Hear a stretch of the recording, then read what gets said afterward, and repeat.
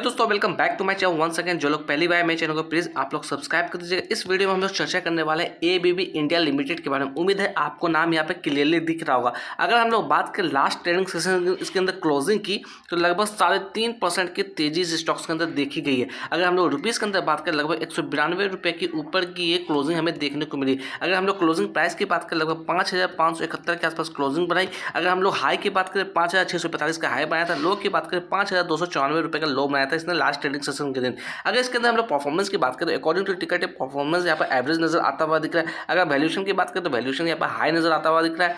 अगर ग्रोथ की बात करें ग्रोथ यहाँ पर एवरेज नजर आता हुआ दिख रहा है। एंट्री पॉइंट की बात करें तो एंट्री पॉइंट यहाँ पर गुड नजर आता हुआ दिख रहा है। बट यहाँ पर मैं डिस्क्लेमर देना चाहूँगा, मैं किसी भी तरह का आपको बाय और सेल का रिकमेंडेशन नहीं दे रहा। अगर आप इसके अंदर फ्रेश पैसा लगाना चाहते हैं तो कहीं ना कहीं आपको अपने फाइनेंशियल एडवाइजर से बात करना चाहिए। मैं कुछ इंपॉर्टेंट चीज़ों को लेकर चर्चा करें इसके अंदर तो इसकी क्वार्टर्स के जो नतीजे हैं 9 मई को पब्लिश होने वाली है। तो इसके क्वार्टर्स के नतीजे पर अपनी नजरें बना के रखिए। अगर जल्दबाजी नहीं करना है, पैनिक नहीं करना, सोच समझ के काम करना एबीबी इंडिया के अंदर। अगर हम लोग बात करें इसके अंदर एनालिस्ट एंड रेटिंग्स की तो देखिए 20 एनालिस्ट इसे कवर के 65% की रिकमेंडेशन आती हुई दिख रही है स्टॉक्स के अंदर।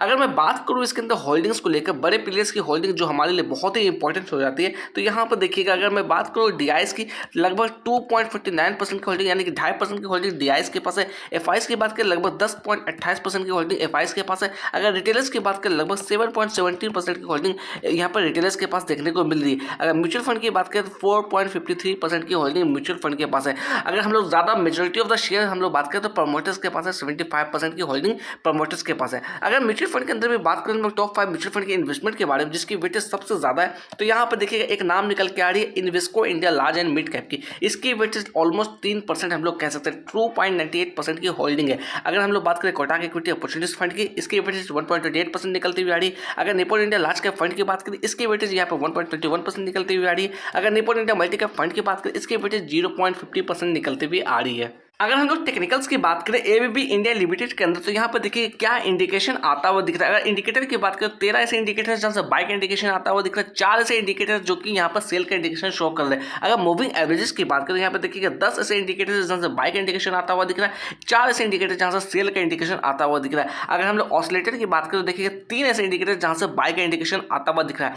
तो आपको जल्दबाजी नहीं करना, सोच समझ के काम करना। ऐसा नहीं कि आप देख चुके हैं कि यहाँ पर बाय का इंडिकेशन मिल रहा है तो आपको जल्दबाजी में बाय कर देना। आपको ऐसी गलती इसके अंदर बिल्कुल भी नहीं करना। आपको डिसीजन जल्दबाजी में नहीं लेना, सोच समझ के लेना, अवेयरनेस के साथ लेना। मैं जैसा बार बार हर वीडियो में बोलता हूँ क्योंकि कैपिटल आपका आपके खून पैसे की कमाई है तो इसलिए अपने पैसे को यूं ही बर्बाद ना करें, सोच समझ के लीजिए। अगर आपको प्रॉफिट लग रहा है, अगर आपको लग रहा है कि यहाँ से ये अपसाइड का मूव देगा या आपको लग रहा है कि डाउन साइड का मूव देगा तो अवेयरनेस के साथ काम करिए। मेरे कहने का मतलब सीधी सीधी बात है कि आप अवेयरनेस के साथ काम करें, जल्दबाजी में डिसीजन नहीं लेना है। अगर हम लोग बात करें इसके अंदर रिटर्न्स को लेकर तो पिछले कुछ सालों में कैसे रिटर्न्स इसके अंदर देखने को मिली। पिछले 2 सालों की हम लोग बात करें 72% का पॉजिटिव रिटर्न है। पिछले 1 साल से बात करें पिछले 6 महीने की बात करें लगातार कहीं ना कहीं इस स्टॉक्स में गिरावट हमें देखने को मिली। अगर हम लोग बात करें कुछ हफ्तों से लेकर तो लगभग इसके अंदर 10% की तेजी हमें देखने को मिली। अगर मैं चर्चा करूँ उसके अंदर डिविडेंड को लेकर या फिर स्प्लिट को लेकर तो देखिएगा शानदार dividend year on year basis पे देखने को मिल रही है। अगर हम लोग बात करें 2025 की तो यहाँ पर देखिएगा रिकॉर्ड डेट भी मेंशन कर दिया गया।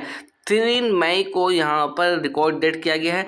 33 रुपीज़ का यहाँ पर प्रति शेयर के हिसाब से डिविडेंड अनाउंस भी कर दिया गया है जो कि अच्छी बात निकलती हुई आ रही है। जैसा मैंने आपको बता दिया 9 मई को इसके क्वार्टर्स के नतीजे भी डिक्लेयर होने वाले हैं। अगर मैं बात करूँ यहाँ पर 2024 के अंदर तो 2 बार डिविडेंड दिया था, एक बार 10.5 रुपये के आसपास, एक बार 23 रुपये 80 पैसे के आसपास, यानी कि ओवरऑल हम लोग बात करें लगभग 34 रुपये के आसपास का इसने डिविडेंड दिया था। अगर हम लोग साल 2023 की बात करें, साल 2023 में भी यहाँ पर 2 बार डिविडेंड दिया था, साल 2022 की बात करें वहाँ पर 1 बार डिविडेंड दिया था, यानी continue year on year basis पर लगातार ये डिविडेंड देती हुई आ रही है ये कंपनी। दोस्तों हम लोग आगे चार्ट पे 1 डे के टाइम पे मैंने यहाँ पे चार्ट लगा रखा है। सबसे पहले चार्ट के ऊपर कुछ लेवल्स की हम लोग बात करें। ये जो आप लेवल्स देख रहे हैं इसके अंदर 9000 का लेवल को इसने टच किया, उसके बाद देखा जाए शार्प गिरावट हमें देखने को मिली। मैं जो 9000 का लेवल की बात कर रहा हूँ इसने टच किया था आपका अक्टूबर 2024 के अंदर, यानी कि काफी पुरानी बात है। उसके बाद देखा जाए कंटिन्यू इसके अंदर गिरावट देखने को मिली। अगर अभी हम लोग बात करें यहाँ से जिस तरह की तेजी हमें देखने को मिल रही है, अगर ऐसी मोमेंटम बनी रहती है तो मे भी कहीं ना कहीं ये जो लेवल होगा हमारा पहला इनिशियल टारगेट हो सकता है। इसके लेवल की बात करें तो 6500 का लेवल्स यहाँ पर नजर आता हुआ दिख रहा है। मैं जरूर नहीं कह रहा हूं कि इस लेवल्स को ही ये हिट करेगा, मे भी इसके ऊपर भी निकल सकता है, मे भी इस लेवल के आसपास से कहीं ना कहीं डाउन साइड का रिजेक्शन भी देखने को मिल सकती है। तो होने को कुछ भी हो सकता है, पॉसिबिलिटी इसके अंदर कुछ भी हो सकती है,